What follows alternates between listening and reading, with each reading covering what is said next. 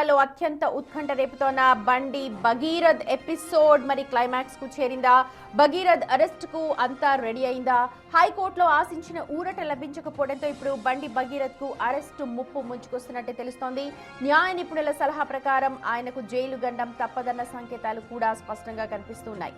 మరోవైపు పోలీసుల చేతికి చిక్కి పరువు పోగొట్టుకోవడం కంటే అరెస్ట్ చేయడానికి ముందే కోర్టులోనో లేకపోతే పోలీస్ స్టేషన్లోనో లొంగిపోతే బెటర్ అన్న ఆలోచనలో కూడా భగీరథ్ ఉన్నట్లు మనకు ఆంతరికంగా వినిపిస్తోన్న సమాచారం. సన్నిహిత వర్గాలు మాట్లాడుకుంటున్నట్టుగా తెలుస్తోంది.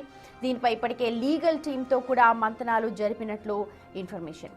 హైకోర్టు తీర్పు వచ్చిన తర్వాత కూడా అధికారులు అరెస్ట్ చేయకుండా జాప్యం చేస్తే అది ప్రభుత్వానికి పోలీసు శాఖకు మరింత డ్యామేజ్ చేసే ప్రమాదం ఉంది. అందుకే ఇవాళ బండి భగీరథ్ అరెస్ట్ ప్రక్రియను ముగించాలి అని పోలీసులు భావిస్తున్నట్టుగా తెలుస్తోంది.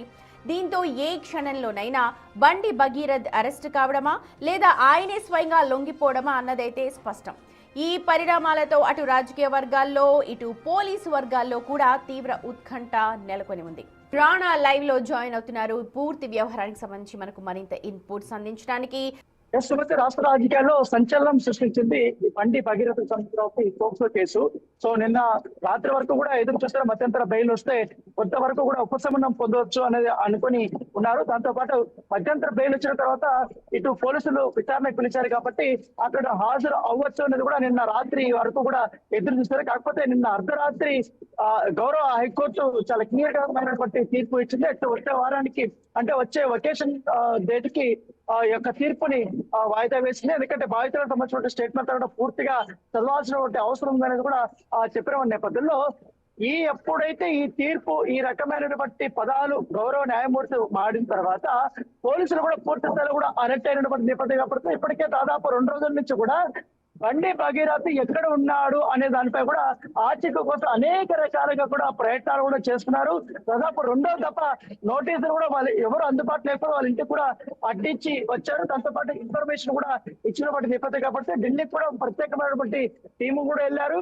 ఇటు కరీంనగర్ సంబంధించిన వాళ్ళ ఫ్రెండ్స్ కానీ వాళ్ళ బంధువులు కానీ వాళ్ళ ఇండ్ల పైన కూడా ప్రత్యేకమైనటువంటి నిఘా కూడా పోలీసులు పెట్టారు. దాంతో పాటు హైదరాబాద్ లో ఒకవేళ బండి భగీరథ్ ఒకవేళ ఎక్కడైనా దాచుకుని ఉంటే ఎక్కడ కూడా దాచుకునే అవకాశం ఉంది, అతను సహకారం ఇచ్చేవారు ఎవరై ఉంటారన్న దానిపై కూడా పోలీసులకి పూర్తి స్థాయి సమాచారం ఉంది. కాబట్టి వారిపైన కూడా ప్రత్యేకమైనటువంటి నిఘా వచ్చింది. ఎందుకంటే బండి భగీరథ్ సంబంధించిన అంశంలో అతను ఎక్కడున్నాడు ఏంటో పోలీసులకు ఒక ఐడియా లేదు. ఎందుకంటే నిన్న పొద్దున్నే అతని సెల్ ఫోన్ సిగ్నల్స్ కరీంనగర్ లోనే తన మేనమామ ఇంటి దగ్గర గుర్తించినట్టుగా తెలుసు. సో తర్వాత నుంచి కూడా తన ఫోన్ నుంచి ఎటువంటి సిగ్నల్స్ లేవు, తన ఫోన్స్ కూడా ఎక్కడ కూడా వాడనటువంటి సందర్భం అయితే కనపడుతుంది. అయితే నిన్న గౌరవ హైకోర్టు ఏదైతే సూచనలు చేసిందో దాని దగ్గరగా ఇప్పుడు పోలీసులు కూడా పూర్తి స్థాయిలో అరెస్ట్ కి రంగం సిద్ధం చేసినటువంటి పరిస్థితి కనపడుతుంది. ఏ క్షణమైన అరెస్ట్ చేశారు. ఒకవేళ కానీ అరెస్ట్ చేసే అవకాశం ఉన్న నేపథ్యంలో ముందుగానే ఇటు పోలీస్ స్టేషన్ లో లొంగిపోయే ప్రక్రియ కూడా ఉండే అవకాశం ఉన్నట్టుగా మనకు సమాచారం వచ్చింది. ఎందుకంటే